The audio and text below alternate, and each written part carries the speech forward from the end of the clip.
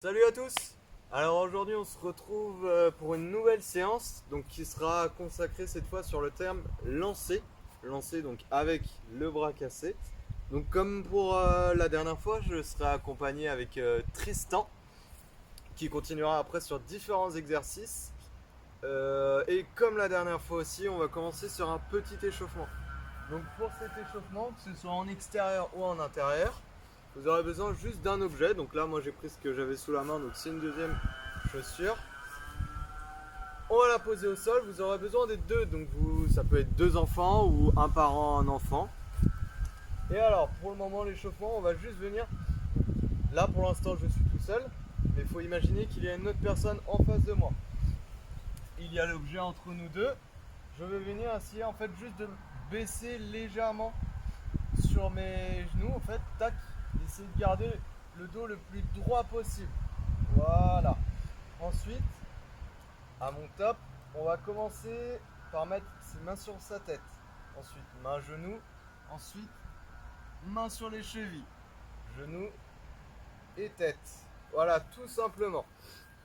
Quand je dirai top, on viendra essayer de chercher la chaussure le plus rapidement possible avant l'adversaire qui se trouve en face. Donc pour moi, ça va être simple parce qu'il n'y a personne.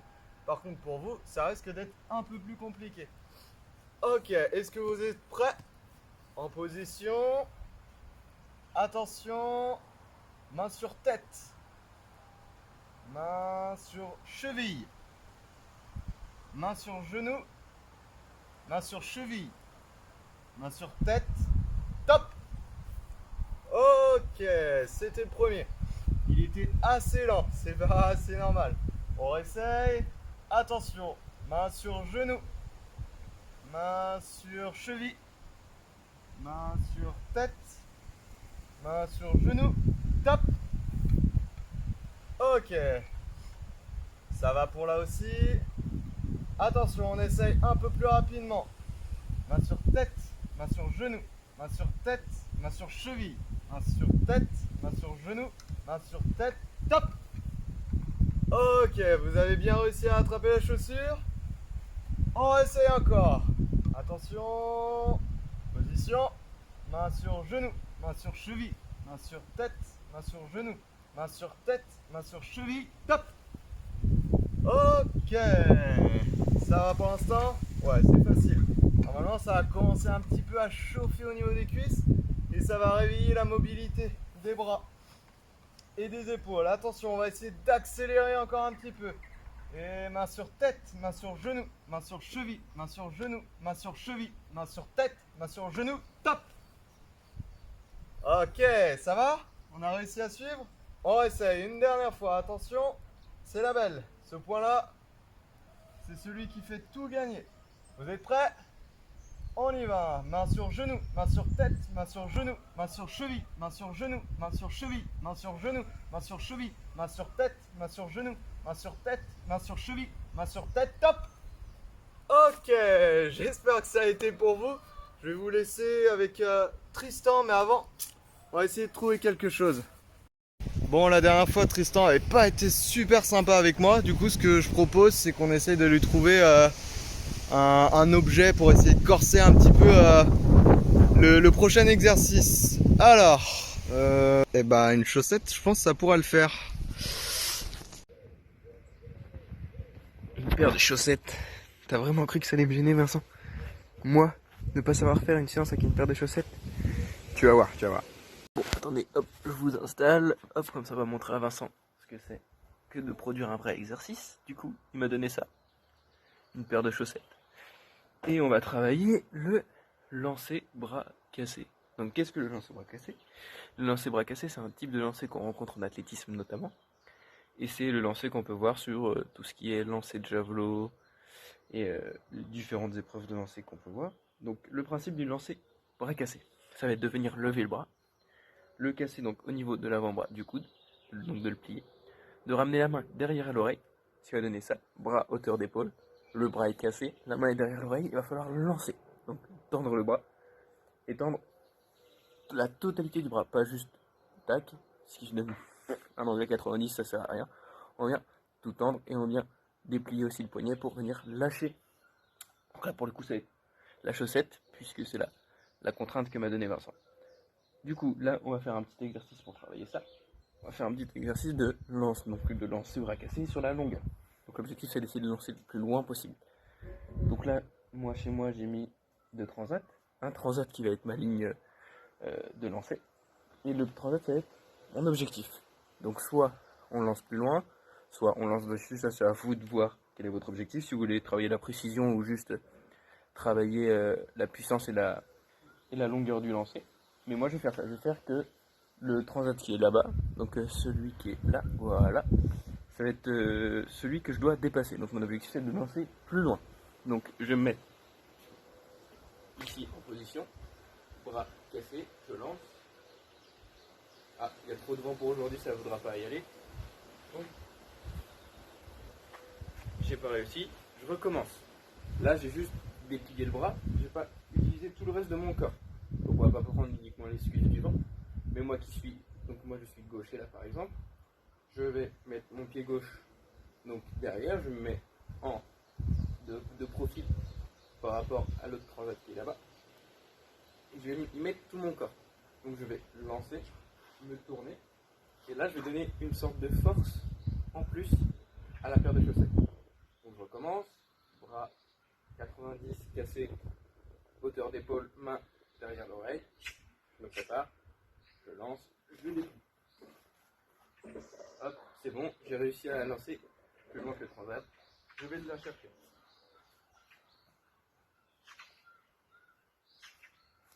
Pour ceux qui pratiquent, qui n'ont pas de jardin, qui sont en appartement ou autre, et qui ne peuvent pas pratiquer en extérieur, ou par exemple s'il ne fait pas beau, aujourd'hui j'ai un peu de chance, là je peux tourner entre deux petites averses, mais pour ceux qui ne peuvent pas utiliser un jardin ou un terrain extérieur, en intérieur vous pouvez très facilement le faire. Moi je vais prendre là l'exemple du coup de mes deux transats, ça peut très bien être une chaise et une autre chaise, tout simplement.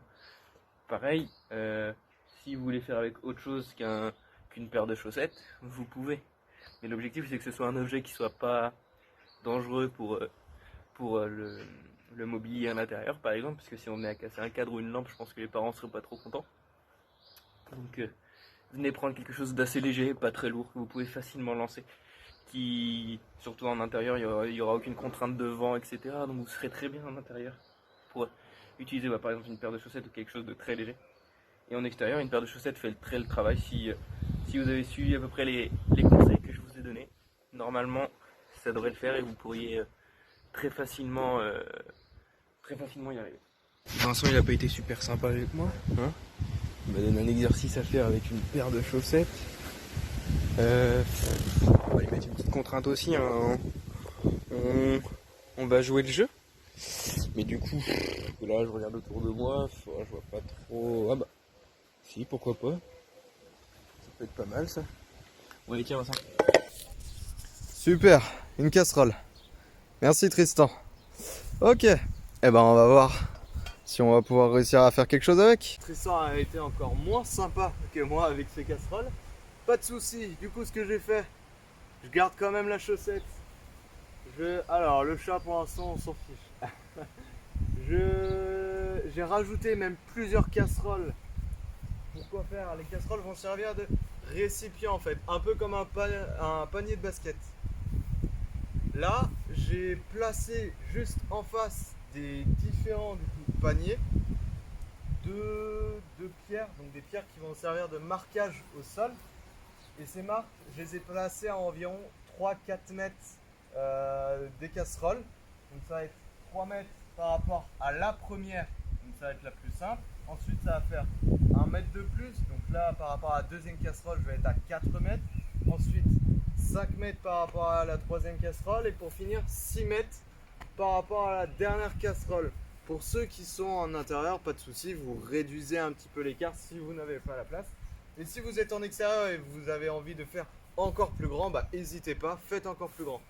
J'ai réutilisé la fameuse chaussette, mais pas de souci, vous pouvez utiliser des petites balles, des sacs remplis de riz, pourquoi pas. Faites attention à bien fermer les sacs. Donc, je me place sur ma ligne de départ. L'objectif, ça va être tout simplement d'essayer de lancer mon objet dans casseroles. Donc pour commencer, ça peut être uniquement en fait essayer d'appréhender un petit peu la distance. Donc je peux commencer hop, sur la première casserole. Donc là par exemple c'est un échec. C'est pas grave. Je viens, je la récupère. Je peux directement passer à la deuxième ou réessayer en fait encore jusqu'à temps que j'y arrive. Pourquoi pas. Je passe à la deuxième. Réussi avec un petit peu de chance. Super, c'est réussi. J'arrive, je peux essayer directement la troisième, etc., etc. Ensuite, ce qu'on peut faire, ça va être essayer de mettre un chronomètre en place pour essayer de le faire le plus rapidement possible.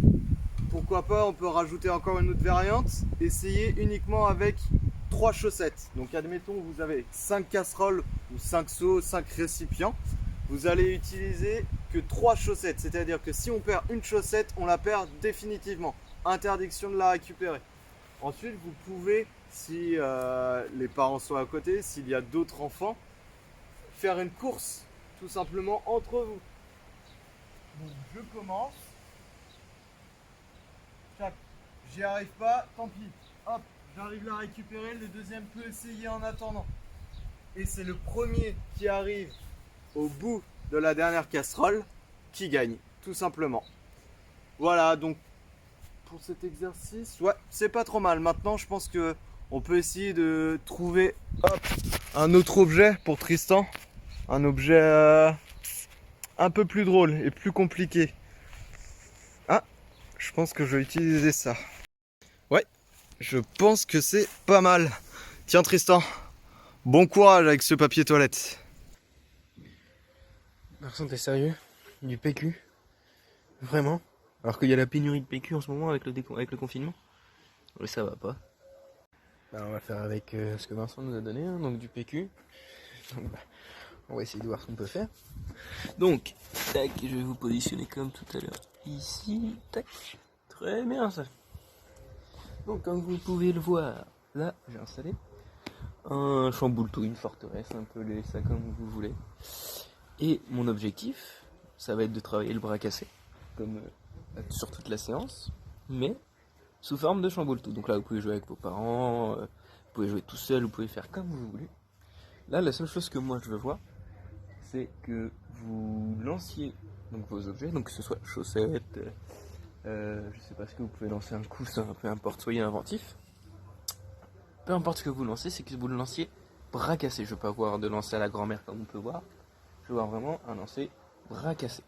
Donc là, ça va être donc le principe du chamboule-tout. Donc vous aurez 3 chances de lancer. Donc 3 paires de chaussettes, 3 coussins, 3, peu importe, comme vous voulez. Et l'objectif, ce sera de dégommer le plus possible le chamboule-tout. Donc si vous êtes à 2, bah, il y en a un qui lance une première fois et il fait 3 lancers et il regarde combien il en a fait tomber en 3 lancers.